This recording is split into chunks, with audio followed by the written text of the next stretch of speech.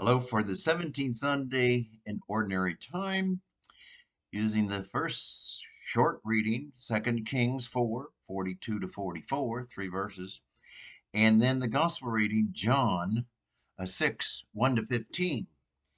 And it's sort of a numbers game in the Old Testament and in the Gospel in the New Testament. And the backdrop to the Gospel of John about the multiplication of loaves is this short passage from 2 Kings and the prophet Elisha. Well, it goes something like this. Elisha was the successor of Elijah. So Elijah was one of the great major prophets, and Elisha was smaller, but just this little part of his life the church uses to embellish the gospel reading in its liturgy on Sunday. And what happens is there was a man from Baal Shalisha. And it's a little small town, village, and so forth in Holy Land. I looked it up and I found 5 different little cities that I didn't even recognize, and so I went on. But at any rate, from the Holy Land, this prophet, around 800 BC, I believe. And he comes to Elisha, the prophet, and he brings 20 barley loaves and some fresh grain. And he says, give this to the poor, the hungry. And the Elisa says to this man, well, no, you give it to the poor. Well, the man says, well, I only have 20 barley loaves and some little fresh grain. And what's that among? There's 100 out there. There won't be enough. And Elisha, the man of God, the prophet, he says, don't worry, there will be enough. And there will be some left over. And so this man did it, gave it, and guess what? There was some left over, which is an introduction to the gospel in the liturgy, because Jesus, another numbers game, whether 3 people or 4 people, or Philip, Andrew, Peter, and Jesus, and 5,000 people. And Philip makes a statement to Jesus, well, these people are hungry. Where are we going to find enough food for them to eat? And Philip says, well, 200 days' wages wouldn't be enough to feed these 5,000 people. Well, what's a day's wage? Well, just say today it's $25 to $50 a day. I don't know what a day's wage is really.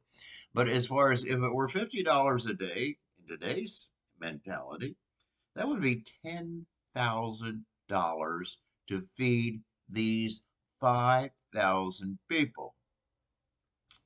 And then Andrew, Peter's brother, Andrew, facetiously or something, says, well, there's a little boy here who has 5 barley loaves and 2 fish. Wow. What's that? 5 barley loaves and 2 fish for 5,000. Wild numbers game here. Much, much different than the prophet of old. And Jesus said, well, just have him sit in the grassy place, have him sit down. And Jesus takes the 5 barley loaves and the 2 fish, and I don't know what he did, but he blesses them.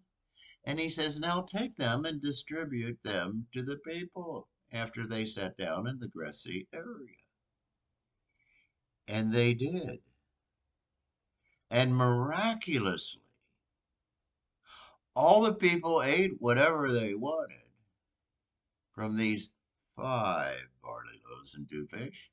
And they were satisfied. They had enough. And he said, don't waste anything. Gather up the leftovers. And so they gathered up the leftovers and they filled 12 baskets with leftovers. That's wild, big, miraculous. And people, were amazed at what happened. Well, what is that all about? What does that mean? What is the one in the Old Testament with that man distributed and leftovers? And Jesus and his disciples distributing this food and 12 basketfuls. Well, I guess you could interpret many things, huh? The Jesus, the miracle worker, is one. He did wild things. One time, early, first miracle in his ministry, he took about 150 gallons of water and changed it into wine. And here in his ministry, he takes 5 barley loaves and 2 fish and feeds 5,000 with 12 baskets left over. What does that mean? Well, I think two things, at least me. I don't know what the official interpretation of all this is, but as far as he must have been the one whom all the people were looking for. Because at the end, the gospel says, this is truly the prophet, the one we are looking for, the Messiah. So it's proof positive of his divine power. It's a sign of that. And it makes people say, who are you? You are different. You are terribly human and terribly different with your power, your authority, and your message. And I think, that's what I think, this guy can do anything. He can say anything to anything, like he blessed the fish and he blessed the loaves, and boom, he feeds 5,000.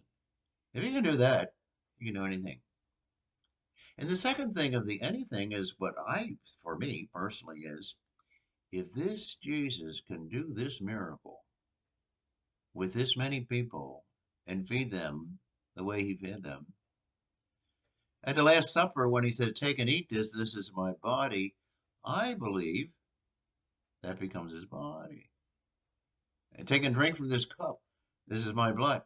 I believe that this is the blood of Christ that we receive in our first Holy Communion and all the communions that we ever received. Yes, I believe that Jesus gives us his body and his blood. So if he can do that with the 5,000, why can't he do it at this Mass that we attend this weekend? Why can't he do it at all the other Masses that take place in the world during the week, and especially on the Sabbath or on Sunday? It helps me. I can't figure it out how it all happened, but it happened. And there were 5,000 people there that ate, 5,000 people who witnessed, and the multitude of them says, this must be the one we are looking for. And you know what? We all are still looking in our own way, and we interpret these things in different ways. What do you think these two miracles, one in the Old Testament, one in the New Testament, really are saying? You do it, talk it over, and listen to God. Talk it over and listen to Jesus.